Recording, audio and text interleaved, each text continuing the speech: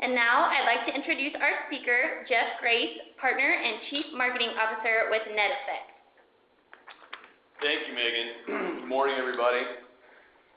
So, NetEffect, we are an IT service and support company serving businesses all throughout the Las Vegas Valley. So I started NetEffect in 2002. Really, in working with so many small and medium-sized businesses here in Las Vegas, we run into these cybersecurity issues all the time, and increasingly so over the last several years. So this morning we're going to demystify cybercrime.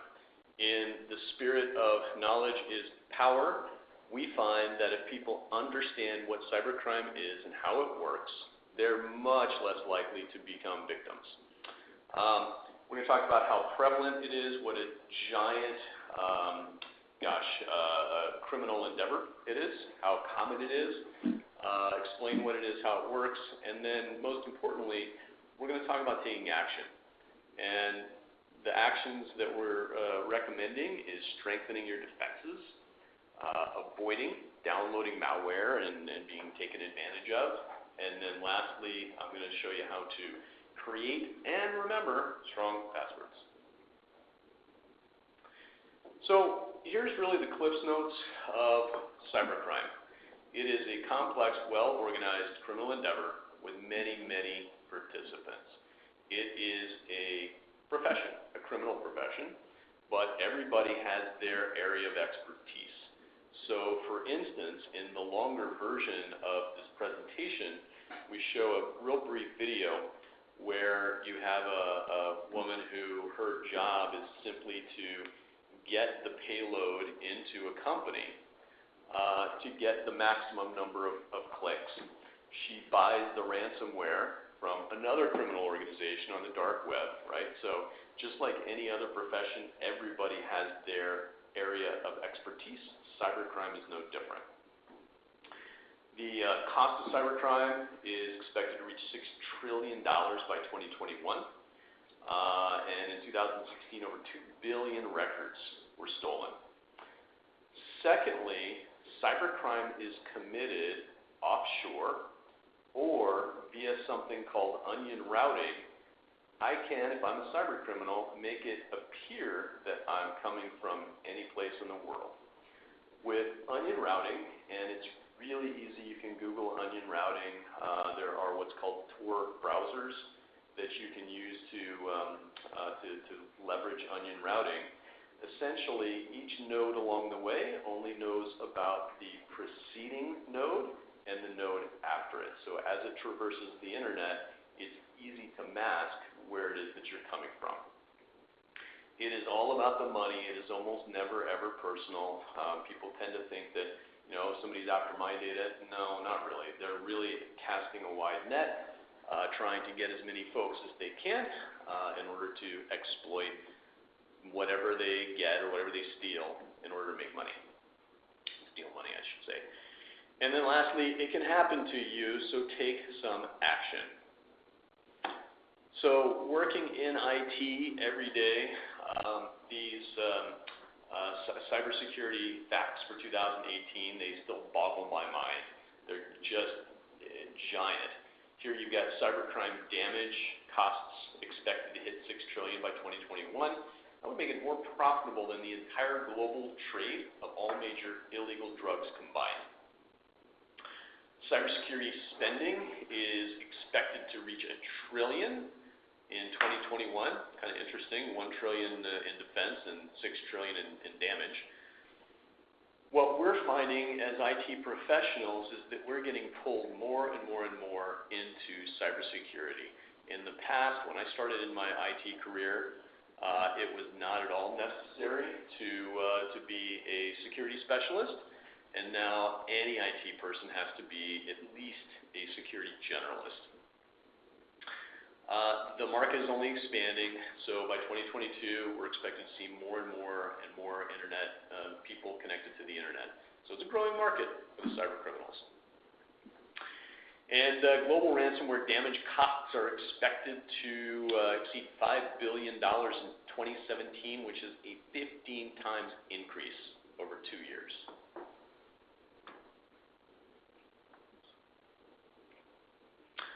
So, how do we respond to this crazy onslaught of cyber threats? So, you can take the very paranoid approach and think that everybody's out to get you, fashion a tinfoil hat, try to look around corners.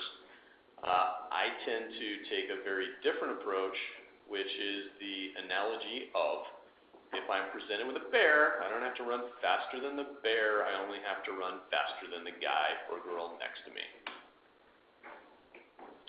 So, well, let's talk about that a little bit. So, the way that analogy applies, and I take this approach both with physical and computer security, is take my home, for instance.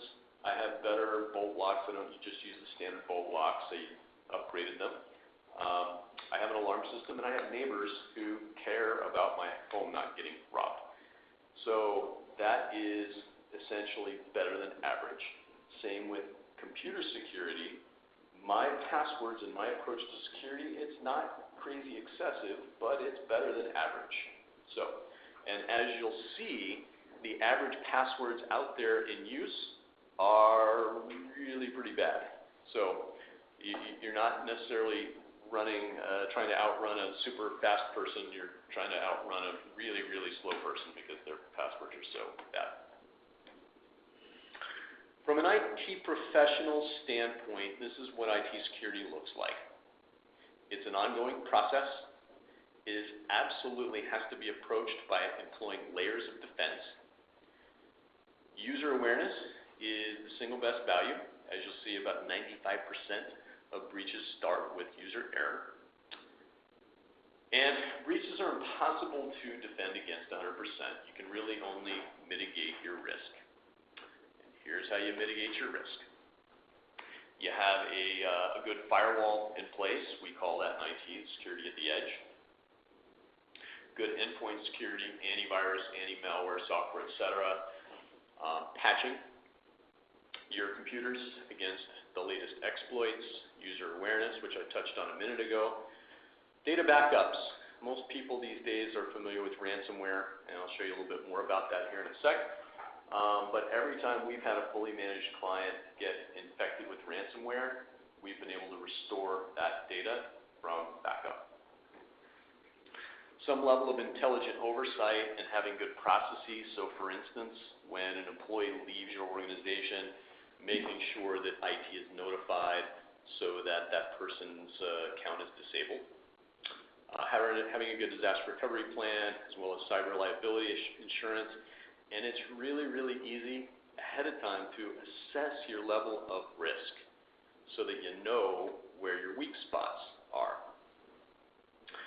Every year, Verizon comes out with their data breach investigations report, and this is both kind of sad and good news. So it really comes down to the basics. They find that users are very easily tricked by phishing emails. Phishing email is where you receive an email that is trying to get you to do something, either wire money or click on a link or something like that. And stolen or easily guessable passwords are featured in over 50% of breaches. Goes back to my analogy of you don't have to run faster than bear. If you have better than average passwords, you're going to be better off than most and significantly mitigate your risk. Additionally, the bad guys, the criminals, are after both big and small businesses. So both have to be very alert. And this really underscores the issue in terms of where is the money. So with the Anthem healthcare breach in 2015, 37.5 million records were stolen. Now, if my records were stolen in that breach, because I have good passwords and I employ just some good, sensible security practices, it's not likely that my records would be able to be exploited for profit. However, if only 10%, it's more probably like 30 or 50%, of the people whose records were stolen don't have some good, sensible layers of protection, those records are going to be exploited. So 10% of 37.5 million, that's still a lot. Ransomware. So just so everybody understands the criminally brilliant concept of ransomware, when you get infected, you get a little pop-up, looks like this. It says, uh-oh, you've been infected with the latest variant of so-and-so virus or ransomware. They give you a time-limited amount. They give you a time limit in which you need to pay them, as well as they tell you you need to send us Bitcoin, which is an anonymous currency. So essentially what they've done is they've encrypted your files so that they're completely unusable, and if you pay the ransom, they'll give you the decrypt key. Very, very common these days. And like I said, every time we've had a client infected with ransomware, we've been able to pretty easily and quickly restore their data from backup so they don't have to pay the ransom. As a great and massive example of ransomware, in March of this year, the entire city of Atlanta, the municipality of Atlanta, was held ransom by ransomware. And as employees walked into City Hall, they were handed a printed notice saying, sorry, you can't use your computer until further notice.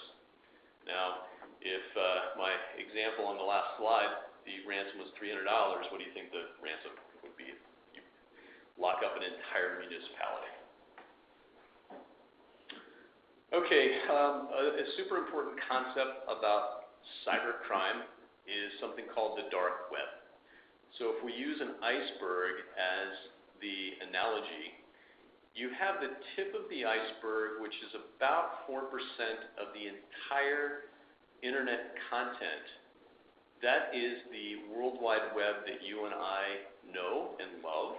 That's our Netflix and Yahoo and Google and whatever websites that we use. It's only 4% of the entire web. You have the deep web, which is simply documents and information that's not publicly accessible, like government resources, academic information, medical records. That's 90% of the entire web. And then you got the little 6% at the bottom. It's actually bigger than what we know and love as the web. The dark web. It's about 6% of internet content. You need special software in order to access it. It's not hard to find. You can Google, it's called Tor, Tor browser, T-O-R. You can download these things and use them to access the dark web. And this is where I think of it as, it's like Amazon for the bad guys. So if I steal 37.5 million records, I'm going to head over to the dark web and see who I can find to buy it. Again, everyone has their area of expertise. You've got some folks who their job is to steal the information. They'll pass it along to somebody else whose job it is to exploit and steal it. I'll give you a great example is stealing W-2s. Okay? So if you can steal hundreds of W-2s, right, where's the money? I suggest people think like a cyber criminal. The best way to make money on stolen W-2s is to file phony tax returns. So if I have Megan here, who's been paying her taxes dutifully and is right on target to pay the right amount, but a criminal steals her W-2s, they can file a phony tax return and say, hey, gosh, I way overpaid. The IRS owes me $20,000. All right, so now we're going to strengthen our computer's defenses. And we do that simply by employing the layers of defense that we talked about just a few minutes ago.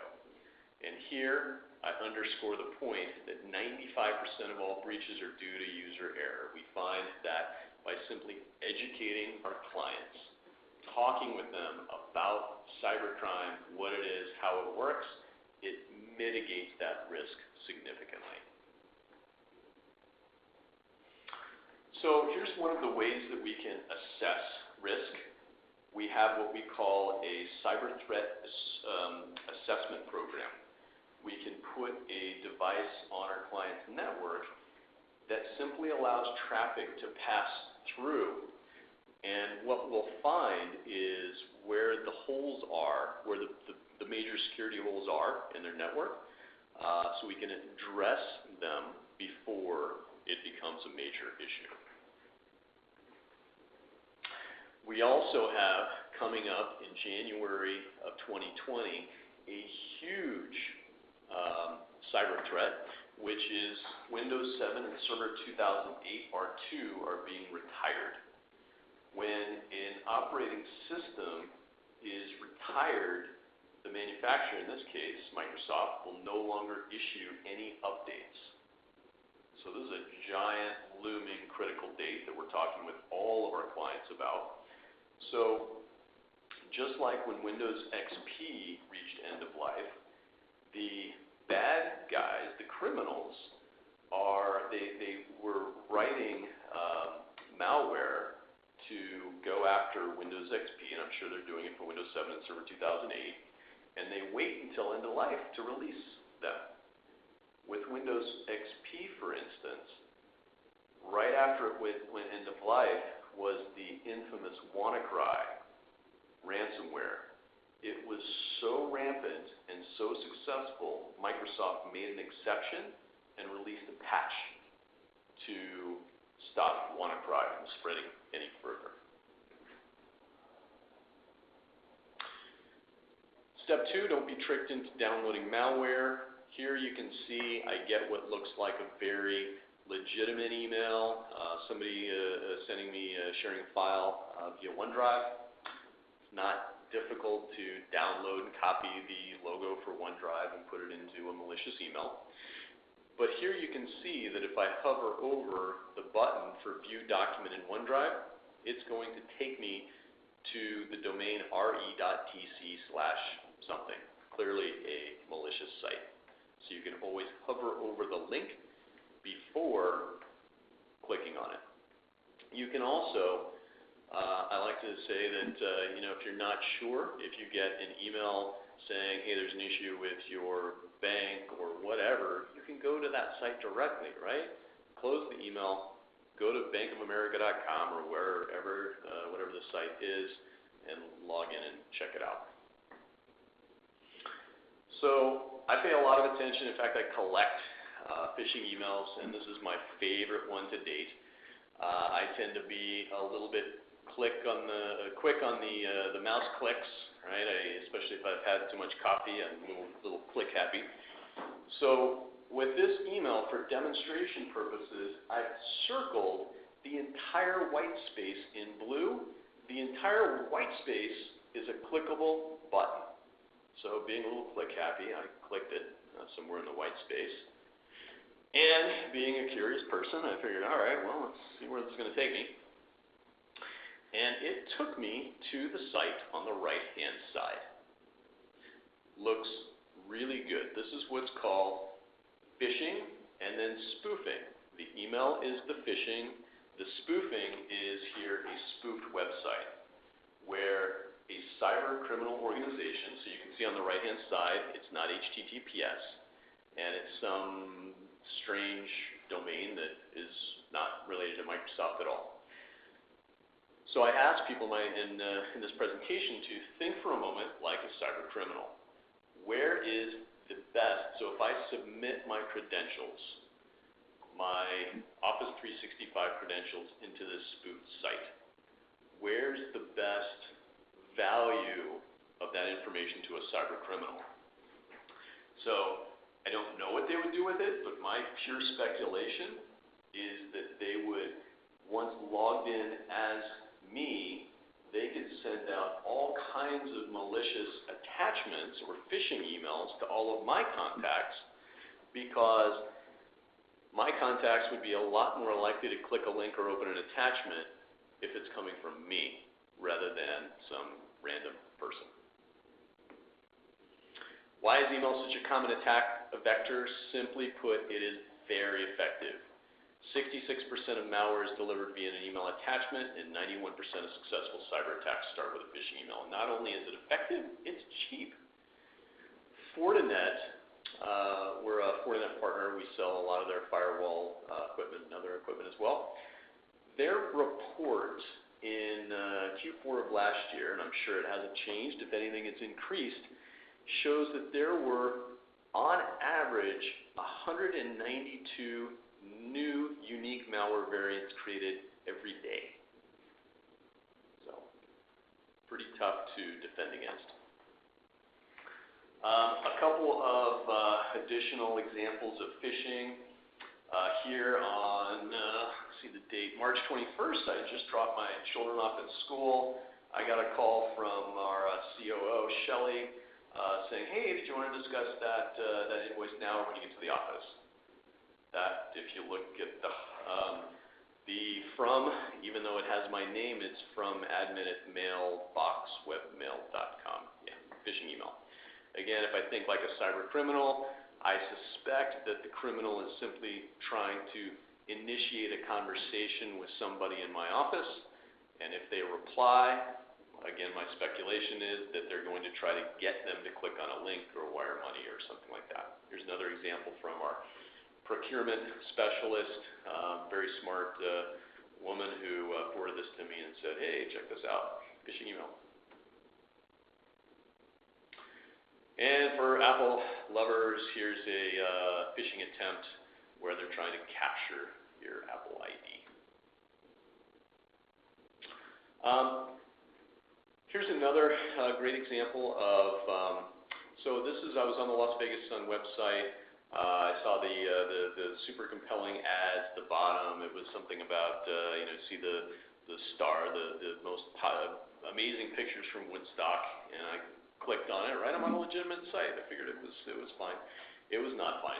My firewall caught it and kept me from downloading this infected file. All right, so we're on the home stretch, and we're going to talk about passwords. Very, very important. So passwords, they are most often stolen either through an exploit, so there's a weakness or a hole in a piece of software. It's done by, like the example I gave a moment ago, the phishing and spoofing, right? So here's your phishing email, spoofed website, I put in my credentials, they're stolen. The other one that's not commonly understood is brute force. So with brute force, quite simply, a piece of software is written for the purpose of going through combination after combination after combination to finally crack the password. So a very, very important point is that given enough time and computing power, any password, no matter how long or complex, can be cracked. So the critical piece here is to have a complex password that's going to take a really, really long time to compromise. So what makes a password complex is a combination of uppercase, lowercase, numbers, special characters, and for it to be long. So with that in mind, this is a very uncomplex password. This password is getting there. It's a little bit better, but still weak. Needs to be stronger. Needs to be more complex. Here's an example of a really awesome strong password. We take the 4 words, swan, rice, red door. We switch letters to special characters and letters to numbers, and I would argue that that's sort of impossible to remember. Instead, the method that I used for many years to create and remember a strong password is I come up with a word or a sentence that I am very unlikely to forget. In this case, my son Aiden was 3 years old in December. I changed some of the letters to numbers and to special characters, and what I find is, after about 48 hours of having this new password, I say the sentence or the word every time I type it. So after about 48 hours, that password is pretty well stuck in my head. And back to the analogy of the bear, this is who you are competing against. Every year, Splash Data compiles a list of the most commonly stolen passwords, and they're pretty awful. So, and I also have in here the text in orange is comparing 2016 to 2017. So the top two most commonly stolen passwords, the number one, number two, they are the same 2 years in a row. 1, 2, 3, 4, 5, 6, 7, 8 moved up one slot. QWERTY moved up 2 slots from 2016 to 2017. There are some new ones like Trust No One, Star Wars. Yeah, very simple passwords to compromise. Here's some other great examples of strong passwords. Hotel California, you can change the O to a 0. CA, capitalized abbreviation for California, add on a couple of numbers and a special character. For Monty Python fans, we are the Knights Who Say Ni, right? So it's a matter of coming up with something that is complex, but with an easy method to remember it. There are password strength tools available on the web. This one is from Kaspersky. And remember I said that given enough time and computing power, any password can be cracked? Here you go. We are the Knights Who Say Ni. It's a good, strong password. It would take 4 years using the average computer to crack. So make them strong, keep them private. Don't write it on a Post-it note, stick it on your keyboard. Change your passwords regularly and learn to appreciate this prompt. On our network, we're required to change our password every 45 days to something complex. And yes, it's a bit of a nuisance, but it's there to keep your data safe. The other recommendation that I give to people is to employ a password vault, something like LastPass or Dashlane or RoboForm. And the way that works is pretty simple. So you have a master password. So here, if I've got the password of Hotel California, the complex one that I showed a moment ago, once I log in, and you can take it one step further, we use two-factor authentication. So when I log into LastPass, I receive a prompt on my cell phone that I have to say, yep, that's me logging in. Again, it's a little bit of a nuisance, but it's there to keep my data safe. On the inside of the password vault, I have nearly 200 passwords, everything from Netflix to my mortgage. And if I click launch, it simply takes me to my mortgage website and logs me in with my username and password. Because I only have to remember the master password, what's inside the vault are these crazy long passwords like the one that you see there. Okay? I remember the master password. I have my cell phone with me so I can authenticate with two-factor. But then LastPass is responsible for remembering these giantly long, complicated passwords, which, by the way, if I plug it into a password strength tool, it would take more than 10,000 centuries to crack that sucker. So, by then, not my problem. LastPass also has a browser plugin, so it's really easy to use. If I'm on a website, it will offer me, it will say, hey, I've got a couple of logins that seem to match this site. Would you like me to fill it in? As well as it will generate and fill in a new complex password when I'm prompted to do so. So, lastly, take action, implement what you've learned, right? You don't have to outrun the bear, just the person next to you who has a password of Let Me In or Star Wars. Report suspicious activity, be just a little bit skeptical, a little bit paranoid. If somebody asks you to email to wire money, you can pick up the phone and say, hey, did you really want me to wire $10,000? Immediately report any missing devices, right? We can remotely, IT can typically wipe the data off your mobile phone. We'll encourage you to change your passwords. And that's it. So, any questions or comments? I have one, Jeff. So if you had to pick, a lot of people are pretty lazy when it comes to cybersecurity, what is the number one thing that you would recommend if they were only going to do one? Complex passwords. Okay.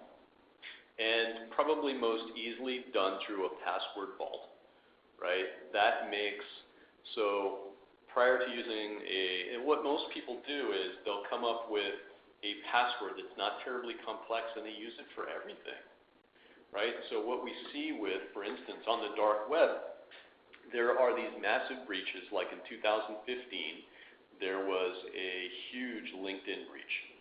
So if you were logging in to LinkedIn with your email address and a password of puppies2, and you were using that same password everywhere else, well, it's for sale on the dark web, right? So they can get your LinkedIn credentials and then log in as you to your banking site anyplace else. So it's really, I would say the first and foremost thing is to find a way to use complex passwords that can't be easily compromised. Awesome. Thank you. Again, thank you so much, Jeff, for being here and sharing those tips with us. Make sure you guys tune in next week for our Chamber University with the topic of year-end tax planning, where we share tips and strategies about how you can prepare in 2018 to save on taxes due next year. Thank you.